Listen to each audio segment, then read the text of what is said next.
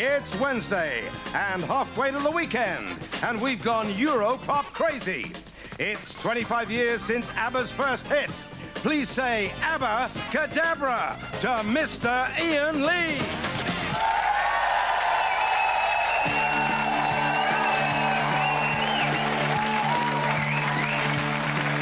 Miss Daisy Donovan!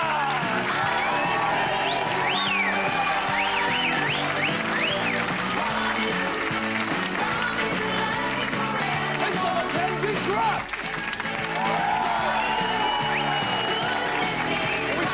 Can we stop that? Can we go floored? Mackenzie, what the hell are you doing? It's the ABBA thing.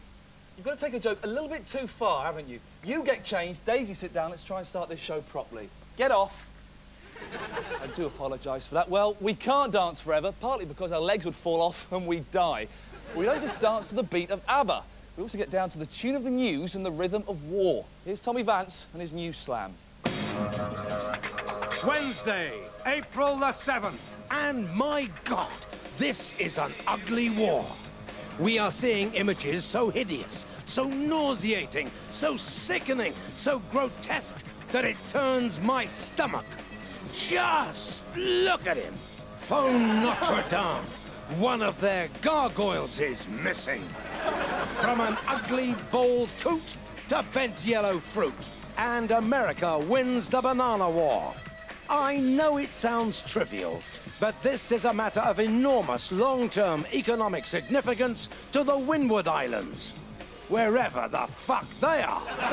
From banana domination to loft insulation, and Help the Aged tells Ulsters to lag up early for winter. Thora Heard is heading the campaign. Ooh, an 80-year-old with a blowtorch. That's one specialist magazine I'd love to see. Still go, I'm on the telly. Still okay. Mr. Vance, you are music to my ears, but the news isn't all big overtures or headlines. There are little ditties, the smaller stories. And here they are in our Redtop roundup. Soccer ace Jamie Redknapp is splashing out £250,000 to move into what has been dubbed Britain's gayest street. Canal Street in Manchester, if you're interested, attracts thousands of gays each year to its bars and clubs. The luxury pad is in a Grade 2 listed Victorian schoolhouse. Now, obviously, it's a fantastic investment. The only downside to Redknapp's new property is he has to enter via the back door. A sweet salesman in Devon has stolen over £1 million worth of sweets from his bosses, it was revealed today. And apparently police say they're looking for a man with lots of sweets. That was my favourite. A career psychologist has said that all hereditary peers should be offered counselling to help them face the trauma of Labour's House of Lords shake-up, in which many peers will lose their jobs.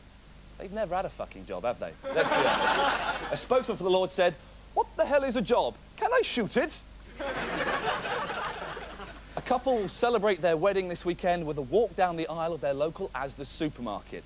Immediately after that, they'll set off on their honeymoon to Iceland. Or Bijan. Monkey business later in the show when we find out if chimps should be given human rights, because, hey, monkeys are people too. Actually, Iain, you shouldn't call them monkeys. They're chimpanzees, part of the ape family. Yeah, whatever. Also coming up, Ali G gives us his guide to alternative medicine. Here's a clip. We feel a bit of wind now, is that right? Yeah, very often when I give Reiki to people, you know. They let one rip. Yeah, it happens. It's just energy moving. So when we duly complain, I should just say it's energy moving. Peace on earth, goodwill to all men. No, obviously it's not Christmas. Slobodan wants a ceasefire. Who do you think you're kidding, Mr. Milosevic? Of course you want a ceasefire. We're bombing you, and you're being bombed. Slobodan's told NATO that if we stop blowing him up, he'll stop killing people, but only during his Easter holidays. He wants to mow the lawn, and bomb debris really fucks up his fly mow. Slobodan is clearly desperate, so NATO should take advantage and offer a peace deal on our terms. Firstly, you must stop killing people. It's not nice, and there's no call for it.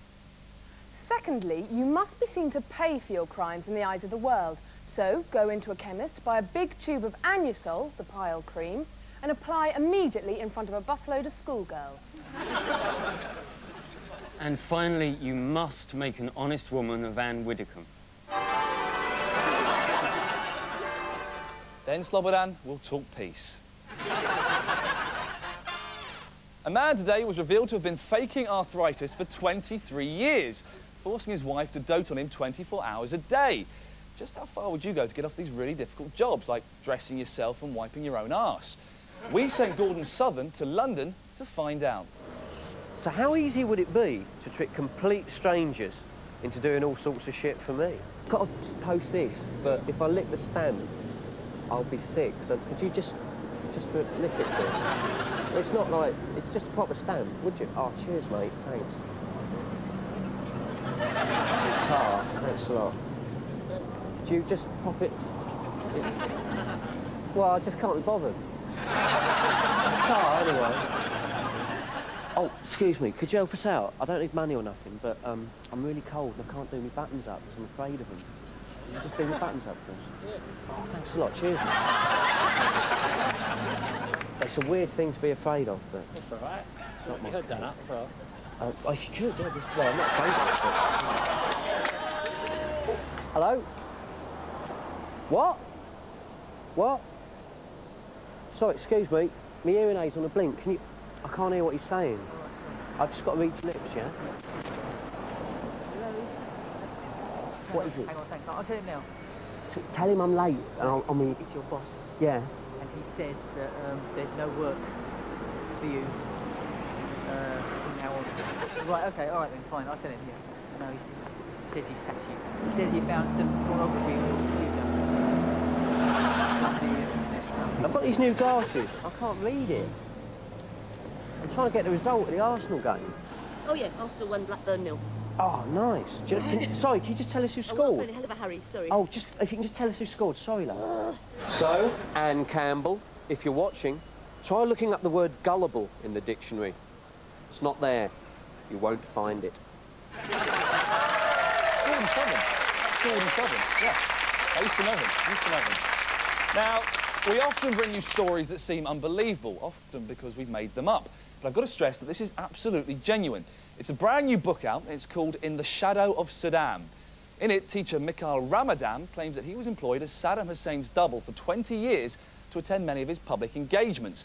Now, Daisy's read the book. Daisy, is there any proof that Ramadan was Saddam's double? Yes, Ian, there is. And here's the book. If you look at these photos, here's the real Saddam here, and there's the fake Saddam. Ooh, now, isn't that an uncanny likeness? Mm. So, how did he get the job? Did he win dictators in their eyes? Tonight, Matthew, I'm going to be Saddam Hussein. And who was the stand-in before he came along? Bob Carroll G's? Freddie Mercury? No, it was Tosh from The Bill. And Ramadan got to find out a lot about the private life of Saddam. On page 22, he tells us, in private, Saddam has a lively sense of humour. He's a compulsive, practical joker. That's reassuring. You can see him now. Hey, Iqbal, come in. I'm pleased to tell you've got a promotion. Not really. I'm going to shoot you. Bang! What a joker! And he also got to appear on worldwide TV. Ramadan claims that it was him and not Saddam who stroked that little boy's head during the Gulf War.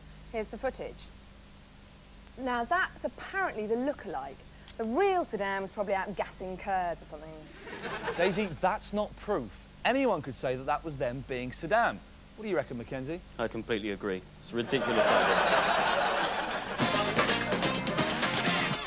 Now it's time to say hi or hello to our international correspondent from across the pond.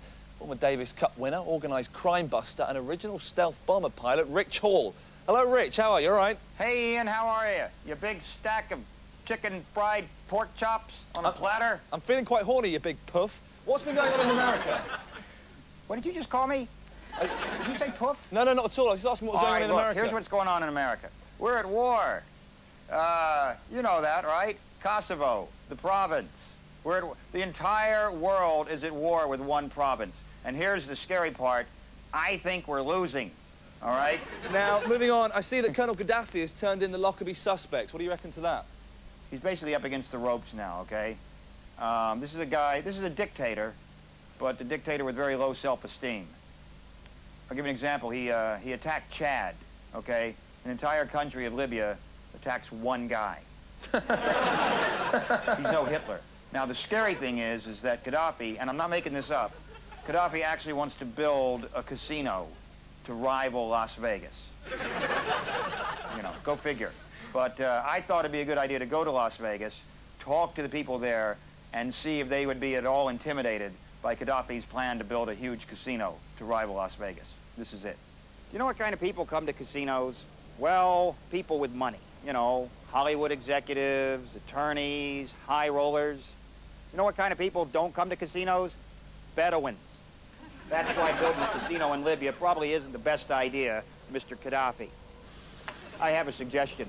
Build the casino right here in Las Vegas. If you're a terrorist, it's perfect. You got everything you need. Look, you come in, you go to the Luxor, you pick off some tourists with a high-powered rifle, then you swing right down to New York, blow up the World Trade Center, then you can still catch Tom Jones at the MGM Grand by 8 p.m. I don't know about Libyans. I can't speak for them, but I'm telling you right now that Americans, for instance, these Americans, lovely people, they've got money, they're flush, they're gullible, they're friendly, they make perfect hostages. Hi, how are you? Good. What if Colonel Gaddafi were to build a casino here? You know, some sort of I think it'd go over real good. You would? I sure Some sort of terrorist theme? I think it'd go over real good. Terrorists? Huh? With all those terrorists? You Yeah. don't want a terrorist here.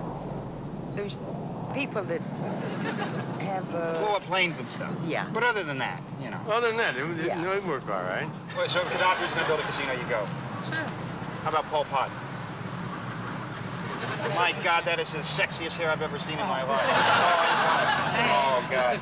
Las Vegas and Nevada have always outstretched a welcome hand to any businessman who wants to come here. We welcome all competition. Even a terrorist? That's neither here nor there. So you'd come to a casino like that?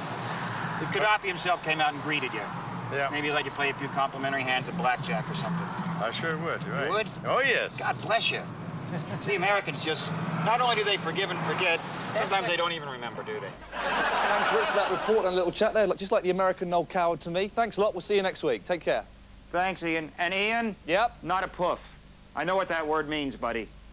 Not a poof. Thanks a lot for that, Rich. A little bit angry there, but I'm sure we'll have some fun with you next week. Join us after the break when Ali G takes a look at alternative medicine, and we ask the question that monkey spanker Mary Chipperfield never dared to: should chimps be given human rights? See you later.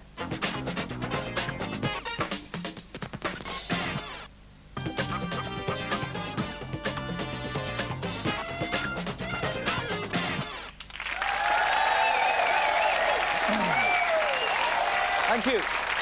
Thank you, and welcome back to the 11 o'clock show. Now, there's only 269 shopping days to the Millennium. And guess what? The price of Millennium babysitters has gone up again. At the beginning of the year, they reckoned it would cost about 400 quid for the night. Now they're on £1,000 an hour. It's still only April. Where is it going to end?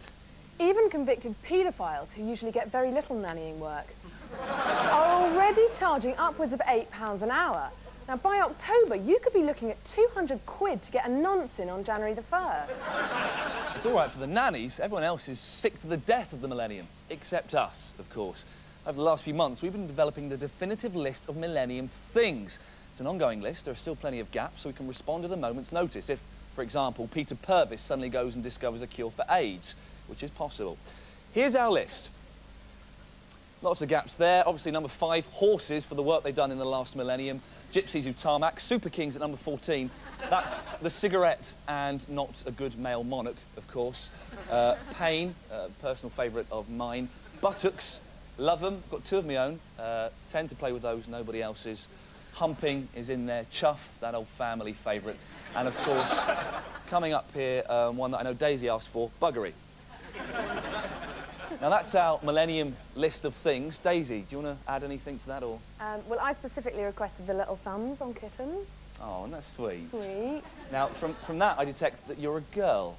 Do you have anything a bit more macho? Joey Deacon. Joey Deacon. We could put Joey Deacon on the list. Of course, Spasmo-Heacon Fleacon. That's what we used to say as kids. We would never say it now on a political satirical show. Mackenzie, what would you add to the Millennium list of things? Dinosaurs.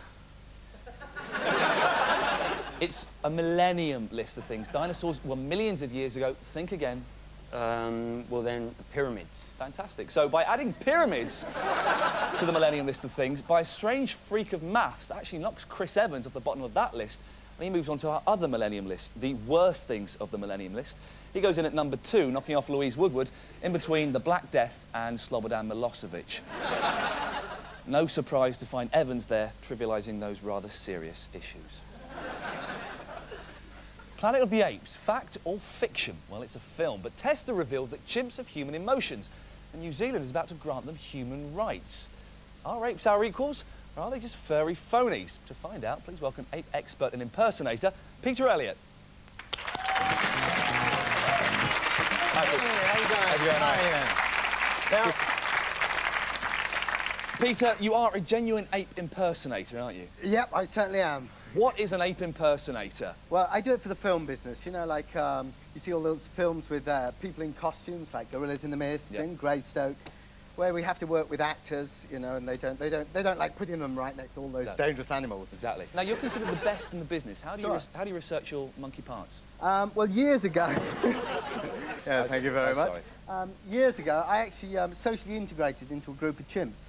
So I actually went to live with them and be like what.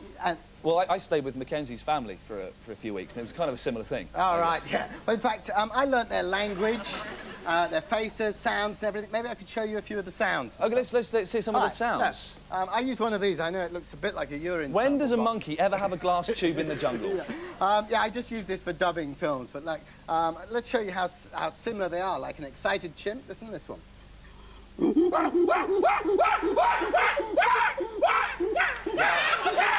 Now, there was something fantastic that you were able to say.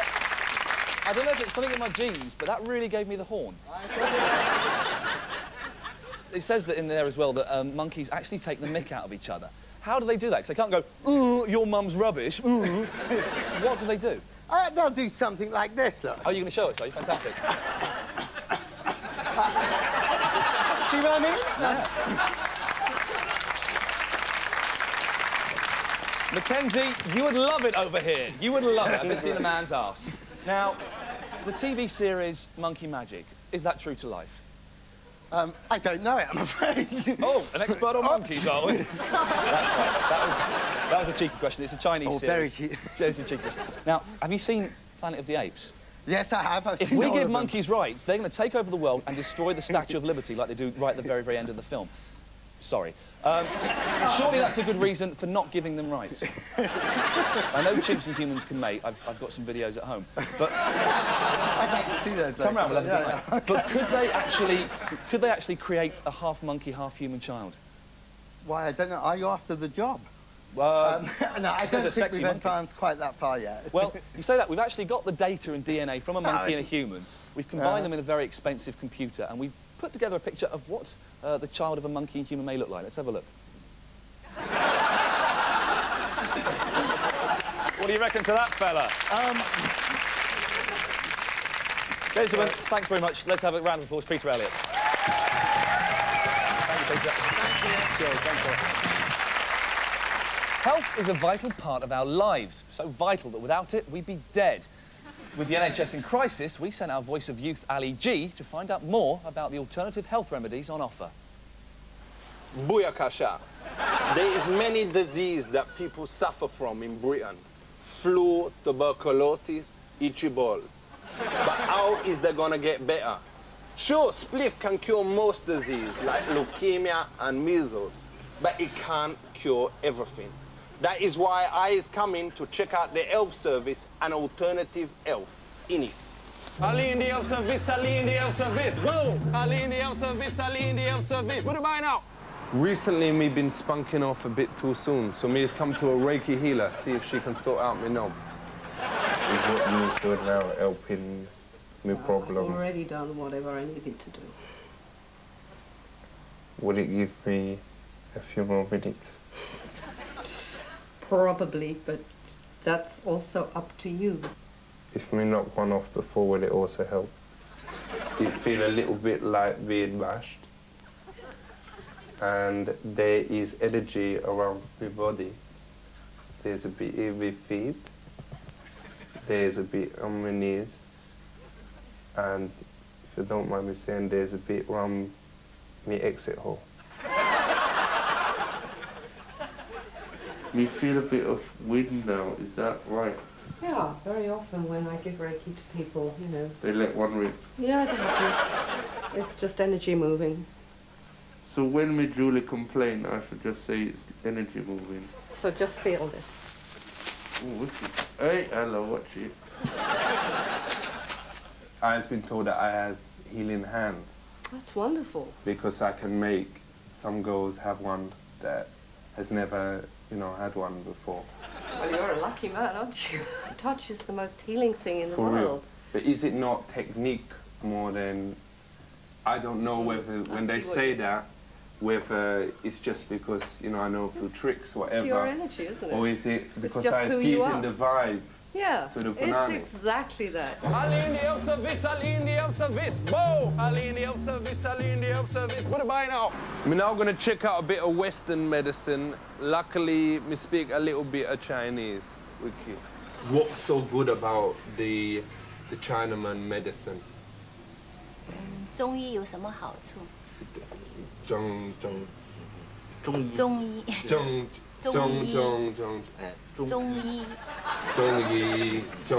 Chinese medicine. 中医是中国劳动人民经过多年。Alright. So can you check me? Can you check me? Okay. You need to say the tongue. My tongue's a bit dirty because I had a little to do with my Julie this morning, but we want to check it. What's who poo? Is that real poo? This one is So what, these you just go around, collect some poo, yeah. and you stick it in here and you sell it. Do you think that's right? This one is good for skin. Is that hash? Is that like, can you smoke this? No, of course not. Okay, should we go and get a bit of the needle? Should we go and stick some needle? Okay. Go. Is it true though you can kill someone just by pressing there? You can kill them. You can kill them if someone really annoying you. 他说是不是按这个穴位合谷可以把人给杀死掉？不会。 Are you sure about this? Oh, fucking hell. You know what it's doing? Yep. Has he Of done course, this what do you before? think? Of course. Is that meant to be getting hard? You get Getting hard. hurt. Aye. No, it's not. What about now? So, if you is feeling dodgy, you can either go to the health service or we can sort you out with an herbal remedy. Alright?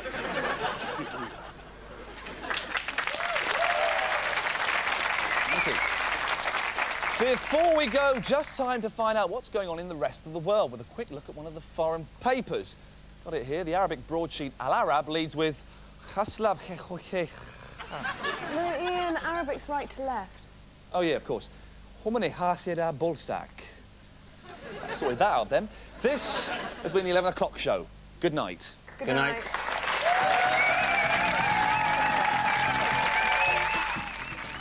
The actor Billy Zane and the Page 3 poser Jordan get the nudge-nudge wink-wink treatment next. It's so Graham Norton here on 4.